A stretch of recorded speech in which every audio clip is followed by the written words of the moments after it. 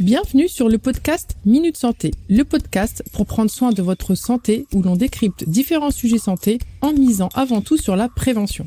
Car comme le dit l'adage, mieux vaut prévenir que guérir.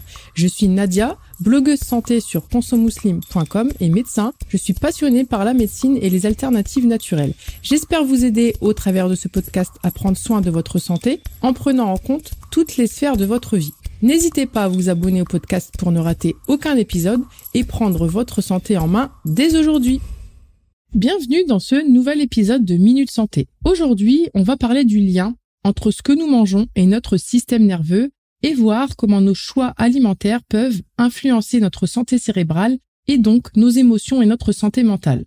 Avant de commencer, vous connaissez la chanson. N'hésitez pas à soutenir le podcast en le notant, en le commentant sur Apple Podcasts ou toute autre plateforme de votre choix afin d'améliorer son référencement et qu'il puisse être utile à plus de monde. Sans plus attendre, je vous laisse avec l'épisode du jour et je vous souhaite une bonne écoute. Notre système nerveux, c'est un véritable réseau de communication. C'est entre autres un ensemble de neurones qui permet la communication entre notre cerveau et le reste de notre corps. C'est aussi grâce à lui que nous ressentons des émotions, qu'on peut bouger, qu'on perçoit le monde autour de nous, etc.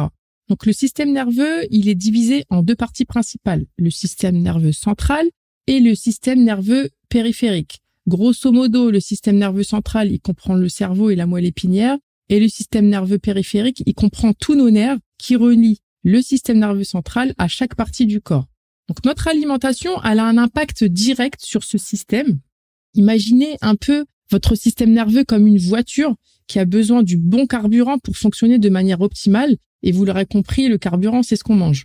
Donc, on a aussi un système nerveux au niveau de nos intestins, le système nerveux entérique, souvent appelé communément deuxième cerveau. Encore une fois, ça montre que ce que nous mangeons, ça peut influencer non seulement notre digestion, mais aussi nos pensées, nos émotions et même notre mémoire.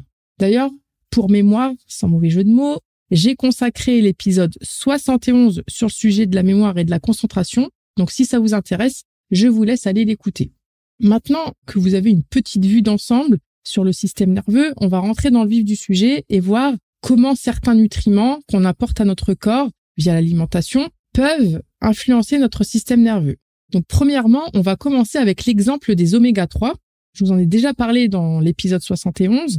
Les oméga 3 sont des nutriments très importants pour notre cerveau, pour pas dire les plus importants. On en trouve par exemple dans le saumon, dans tous les poissons gras, dans les graines de lin, toutes les graines au final, les oléagineux comme les noix, les noisettes, les amandes, etc. Les oméga 3, ils jouent un rôle très important dans la transmission des signaux entre nos différents neurones. Ça permet entre autres d'améliorer notre mémoire, de prévenir les risques de maladies comme la maladie d'Alzheimer, etc. Donc les oméga 3, si on reprend l'image de la voiture, ils agissent un peu comme une sorte d'huile. En vérité, je suis nulle en voiture. Je sais pas pourquoi je me suis embarquée dans cette comparaison. Bref, on va dire c'est l'huile du moteur.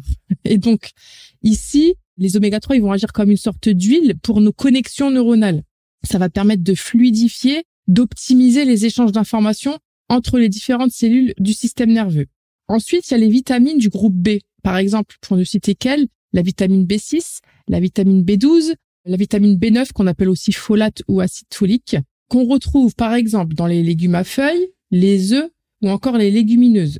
Concernant les légumineuses, je vous renvoie au Tips Santé 72, justement qui porte sur les légumineuses, pour approfondir ce sujet.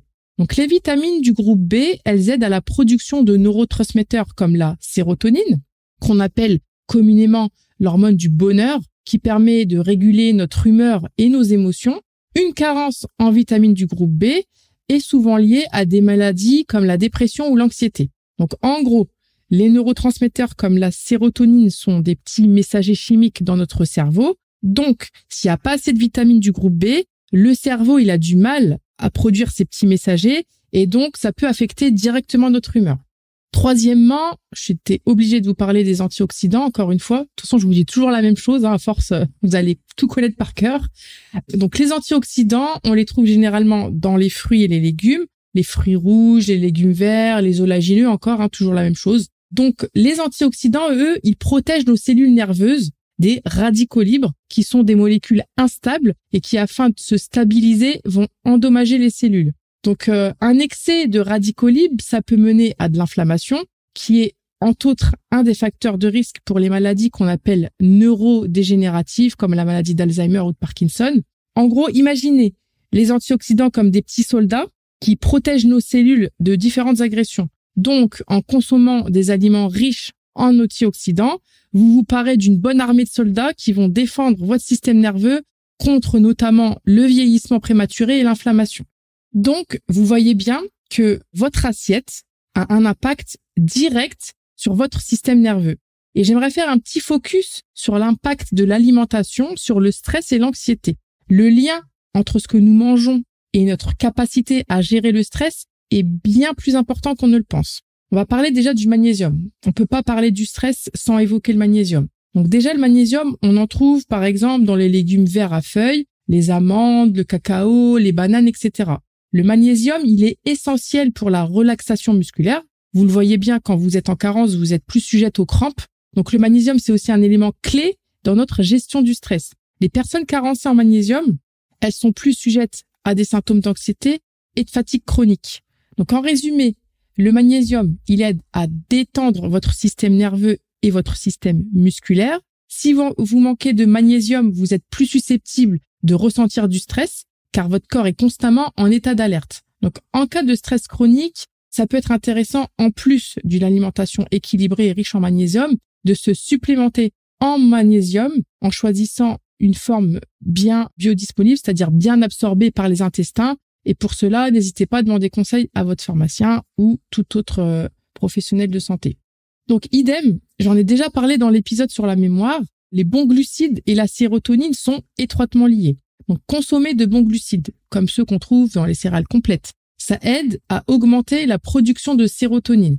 En fait, la sérotonine, elle est fabriquée à partir d'un acide aminé qu'on appelle le tryptophane, qui, lui, nécessite de bons glucides pour être bien absorbé. Donc, pour résumer encore une fois, quand vous mangez des aliments riches en bons glucides, vous permettez au tryptophane d'être bien absorbé et ainsi de produire plus de sérotonine qui permet d'améliorer votre humeur et vous aide à mieux gérer votre stress. Et enfin, avant de passer à la deuxième partie du podcast, un tout petit mot sur la connexion entre nos intestins et notre cerveau, le fameux axe intestin-cerveau. Du coup, oui, il existe une connexion directe entre nos intestins et notre cerveau. Le microbiote intestinal, il joue un rôle important dans la production de différents neurotransmetteurs, dont la sérotonine, qu'on a déjà évoqué dans cet épisode. Et j'ai consacré 3 épisodes sur le microbiote intestinal. Ce sont les épisodes 11, 12 et 13 de mémoire. J'espère que je me trompe pas. Un déséquilibre du microbiote intestinal, ça peut affecter directement notre humeur et notre niveau de stress. Donc, restaurer son microbiote intestinal, le chouchouter, nourrir ses bonnes bactéries, ça va favoriser votre équilibre nerveux et émotionnel. Donc, dans l'un des 3 épisodes dédiés sur le microbiote intestinal, il y en a un qui est consacré justement à des conseils pour chouchouter votre microbiote. Donc, n'hésitez vraiment pas à aller l'écouter. Comme on l'a vu dans l'épisode 71 du podcast, il existe un lien direct entre l'alimentation et la mémoire. On a dit tout à l'heure que les oméga 3, les vitamines du groupe B, jouent un rôle central dans le fonctionnement cognitif. Certains aliments spécifiques sont particulièrement bénéfiques pour stimuler la mémoire et je vais vous en citer quelques-uns. C'est bien entendu pas une liste exhaustive, je vais vous en citer 2 exactement. Du coup, premièrement, les baies. Les baies comme les myrtilles, les framboises, etc., elles sont riches en flavonoïdes qui sont des antioxydants qui ont un effet direct sur l'amélioration de la mémoire et donc la consommation régulière de baies peut améliorer la capacité à mémoriser et à traiter des informations complexes. Et deuxièmement, le curcuma. Grâce à sa curcumine, qui a des propriétés anti-inflammatoires et antioxydantes. Donc du coup, pour ça, je vous renvoie à l'épisode 73 sur les légumes anti-inflammatoires. Donc la curcumine, elle aide à réduire l'inflammation dans le cerveau, notamment, et elle améliore la production de nouveaux neurones qu'on appelle la neurogénèse. Donc en gros, le curcuma, non seulement il protège le cerveau des inflammations, parce que c'est un antioxydant, rappelez-vous les petits soldats, mais il aide aussi à fabriquer de nouveaux neurones et cela va aider à favoriser la mémoire à long terme, entre autres. Et enfin, depuis tout à l'heure, je vous parle de l'impact de l'alimentation sur notre système nerveux. Mais l'inverse est aussi vrai. C'est-à-dire que notre système nerveux, il influence aussi nos choix alimentaires. Et cette relation, elle fonctionne dans les deux sens. Et parfois, ça peut créer un cercle vicieux. Bon, ça peut aussi créer un cercle vertueux, hein. Je donne un exemple de ce lien pour que ça soit plus parlant. L'exemple typique, on est stressé, on est fatigué, on est anxieuse, on rentre d'une longue journée de travail ou avec les enfants. On a tendance, pour se réconforter, à aller vers des aliments cracra, enfin riches en sucre, riches en mauvaise graisse, etc. Et en fait, ce type d'aliment, il nous apporte à court terme du réconfort émotionnel, mais sur le long terme, il perturbe l'équilibre de notre système nerveux.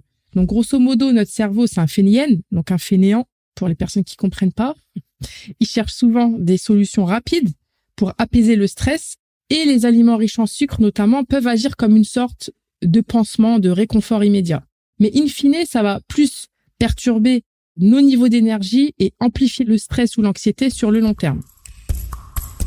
Ce que nous mangeons a un impact direct sur la santé de notre système nerveux et par conséquent sur notre bien-être mental, notre bien-être émotionnel et physique, et vice-versa.